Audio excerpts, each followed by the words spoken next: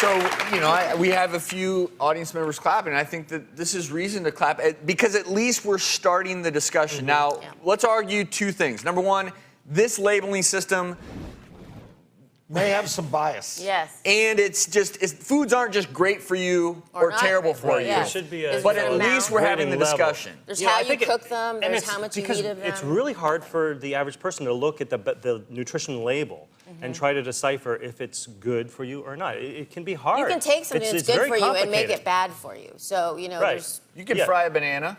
Yeah, exactly. Or even, you know, some of the, sugary cereals. We used to have the American Heart Association's seal of approval because there was no cholesterol, there was low in fat, but yet it was high in sugar.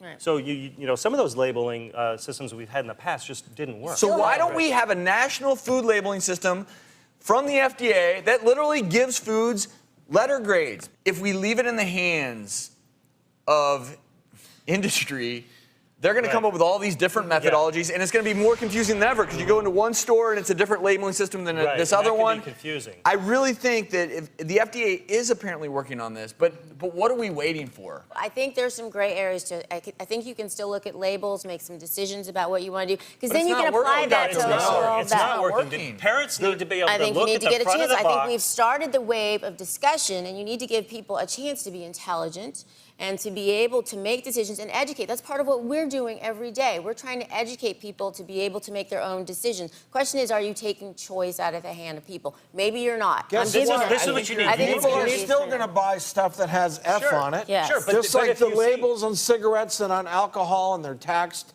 and they're hazardous for your health, but people still smoke and drink. But what if you have a grade, if you have a letter grade on the food, and when you're shopping, and you maybe buy 3 foods with an A, and then a couple with a B, and maybe just 1 with a C. I think it would be so much easier for parents when they're shopping if they can just look at it quickly instead of looking behind. That gives you a grade point average about 3.3. It takes a long time to go through. Yeah, right, which is pretty good.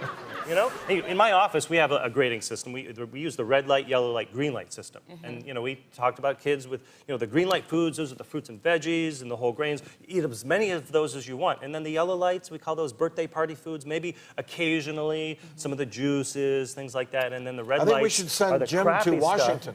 Yeah, it'll be easy. It makes it easy. I do think the kids understand there's ways of doing it. There's different ways of doing it for different people. Because it's also not just about food, it's about exercise. People aren't moving either. So you can't just blame food. What about the government sponsoring exercise programs in workplaces?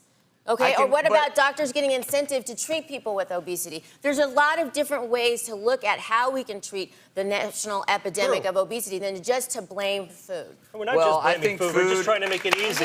You know, and I agree with you, but I think that the one thing, the easiest place to start is food, because food, the reason that we have ballooned over the last few decades, it's food.